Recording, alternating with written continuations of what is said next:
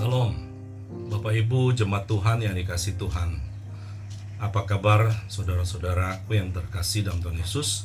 Saya percaya karena kasih karunia dan kemurahan Tuhan saja kita boleh menikmati minggu pagi ini bersama keluarga kita, sehingga kita boleh beribadah bersama-sama. Bapak Ibu jemaat Tuhan yang dikasihi Tuhan kita Yesus Kristus, pada pagi hari ini saudara-saudara, saya mau mengajak kita bersama-sama merenungkan firman Tuhan dari Injil Matius pasal 7 ayat 7 sampai ayat yang ke-11. Bapak Ibu saudaraku yang terkasih dalam Yesus Kristus, suatu ciri dasar orang yang sudah bertobat atau sudah percaya ialah bahwa dia selalu berdoa, saudara-saudara. Di dalam Injil Matius pasal 7 ayat 7 sampai 11, saudara, Yesus Kristus mengajak kita dengan sangat untuk berdoa.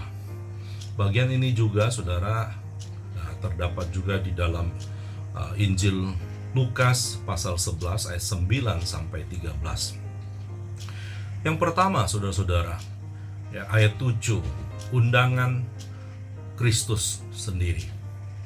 Saudara, di dalam ayat 7 ini ada 3 kali Tuhan Yesus mengajak kita, mengundang kita untuk berdoa.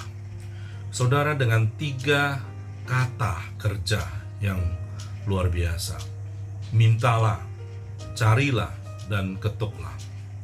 Saudaraku yang terkasih dalam Tuhan Yesus Kristus, 3 kali dia berjanji bahwa Allah mendengarkan doa.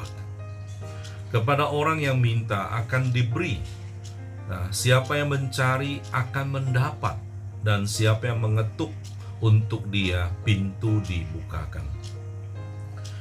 Bapak Ibu saudara-saudara, kalau 3 kali Tuhan Yesus memberi janji dan mengajak kita berdoa, maka seharusnya kita merasa malu, saudara, sebab seringkali kita malas dalam hal berdoa. Saudara, marilah kita dengan sukacita mulai saat ini kita berdoa kepada Tuhan, karena Tuhan ingin saudara dan saya berdoa kepadanya. Yang kedua, saudara, doa adalah kunci membuka berkat. Ayat 8, saudara. Dalam hidup sehari-hari, saudaraku yang terkasih, kenyataan untuk kita menerima apa-apa dari orang, saudara, kita harus meminta dulu. Untuk mendapatkan apa-apa dalam kehidupan kita, kita harus mencari. Ya, dan kalau kita berdiri di muka pintu orang, kita harus mengetuk dulu, baru pintu dibukakan bagi kita. Bapak Ibu saudara-saudaraku yang terkasih dalam Tuhan Yesus Kristus, begitu juga saudara terhadap Tuhan. Kita harus menempuh jalan yang sama. Jika kita mau menerima berkat dari Tuhan, maka kita harus memohon hal itu dalam doa. Tekanannya, saudara, ada pada ayat 8 di sini. Seperti pintu diketuk, ya, sebab kita tahu ada orang di rumah dan biasanya dibuka ya bagi kita. Demikian juga Tuhan akan memperhatikan kita apabila kita datang kepadanya, saudara-saudaraku yang terkasih. Yang ketiga, saudara, yang terakhir, Bapa menjawab doa dengan sempurna. Ayat 9 sampai 11. Bapak Ibu saudara-saudaraku yang terkasih, dalam ayat 9 sampai 11, Yesus memakai ibarat atau perbandingan di sini. Ya, di dalam kehidupan sehari-hari dia membandingkan antara Bapa duniawi dengan Bapa sorgawi. Ya, jarang sekali seorang bapa duniawi menipu anaknya. Ya.